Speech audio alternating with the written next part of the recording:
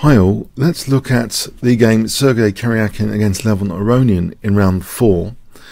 So this started off with d4, Levon Aronian played knight f6, c4, e6, knight f3, d5, knight c3, and we have bishop b4. This is the Rogozin variation, bishop g5, d takes c4. So black getting an extra pawn temporarily. White usually regains it after e4, but black gets a chance now to strike at the center with c5. Bishop takes c4, c takes d4, knight takes, and now black voluntarily plays bishop takes c3 check. So Levon Aronian doing some structural damage here, but giving up what could be a very important dark square bishop.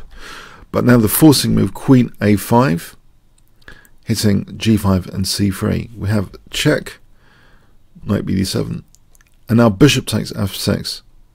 Black takes on c3. It does look like a very sharp position. Now g takes f6, h4.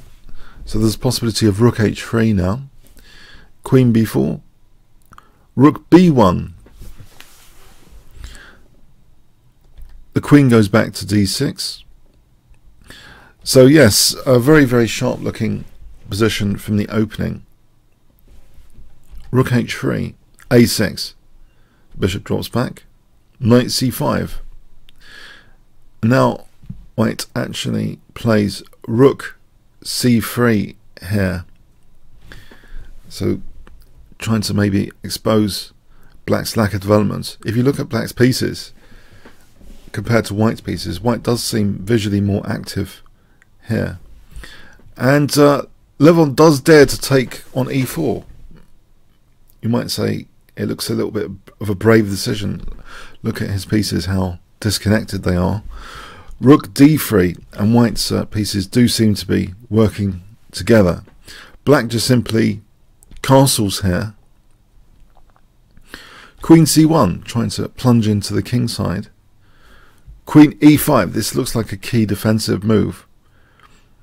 After bishop f3, f5, which means that the queen can come back and protect the dark squares here. And in fact, after queen h6, queen f6 evicts that queen, or offers the exchange of queens. That's actually accepted here.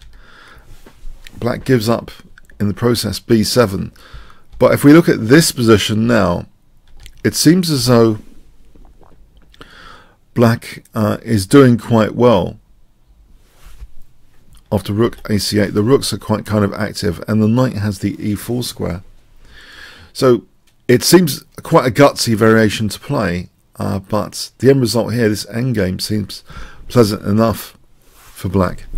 Check, and now the rook goes to b3 there, that rook, knight e4, threatening knight d2 check, rook b2, and it seems as though black is totally on top now visually if you look at this transformation from what was a very scary looking opening to play with black, very daring. Black's endgame here is just improving and improving. Check, check, and now king g7 protecting f7. The king goes up to f6. Rook c6 protecting the a6 pawn. Knight b5 hitting the rook moves.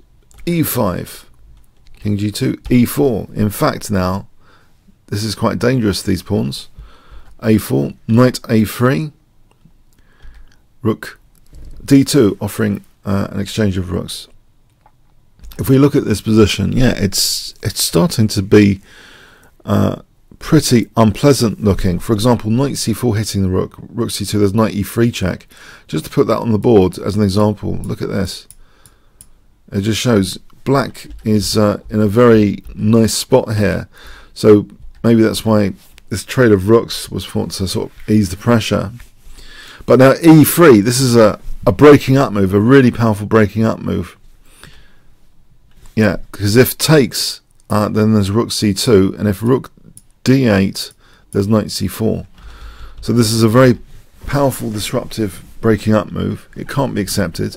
But now black is really in the driving seat after rook c2. Rook takes a6, check. knight d4, taking this pawn, weakens these other pawns. Now knight c2, knight takes c2, rook takes c2. So this endgame is very interesting, but black is in the driving seat here, it seems.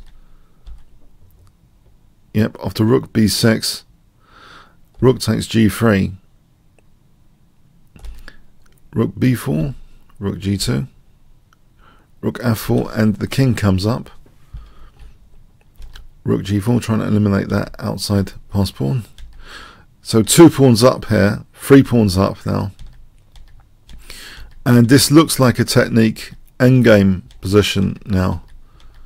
Black is starting to make progress now in this rook and pawn ending until it gets to a level it's actually totally winning. It gives up that pawn though, because this is still, white's really tied down. Sorry, I've overshot the game actually. After king g3, rook f4, the game ended at this point at move 68. So an example continuation, if king h3, check, and then the king makes progress into the position there. Otherwise, if say rook takes f2, then we get this transition to a winning king and pawn ending where white can get this, sorry, black can get this opposition and then play king g2 to herd the pawn. So okay, I thought it was interesting because in a way this game, because Levon Aronian, he seemed to play a really scary looking position, but there didn't seem to get actually any tangible problems to be exploited. So yeah, some guts there to play that stuff with black, but the end game just got really favourable for him. So I hope you got something from that quick analysis of this game. Okay, thanks very much.